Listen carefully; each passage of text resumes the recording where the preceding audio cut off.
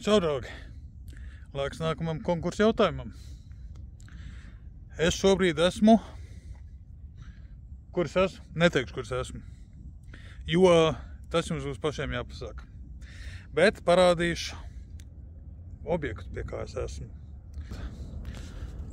Šis šāds te veidojums no seniem laikiem. Viņš mazliet priekšā vulkānisks izcelsmes viņš ir. Un tagad jautājums būs tāds. Precīzāk sakot, būs 3 jautājumi. Jāatbild uz visiem 3. Un jā, pa šo būs 2 punkti. Atbild uz visiem 3 jautājumiem. Ja kaut viens ir nepareizs, tad punktu nav.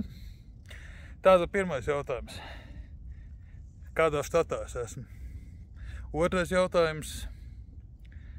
Kā sauc šo objektu? Un trešais jautājums. Varbūt tās pamanījāt, viņš veidots no tādām kā vertikālām kolonnām. Starp citu, tās ir visaugstākās dabiski veidojušās kolonnas pasaulē. Cik augsts viņas ir? Nosauciet metros.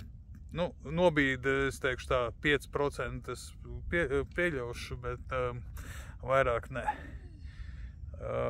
Un vēl bišķiņ jāatgādina ir tātad, ka šis ir sadraudzībā ar lielisko metāla mūzikas pāri Zobens un Lemes, kas atrodas uz Aristrīta Brijāna un Annas ielas krustojuma.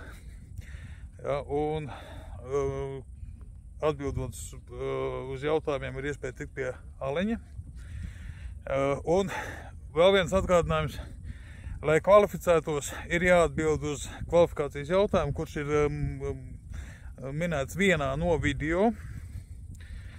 Un uz to var atbildēt līdz pat konkursu beigām, bet tiks ieskaitīti ar atbildes, kas ir dots pirms atbildes uz kvalifikācijas jautājumiem.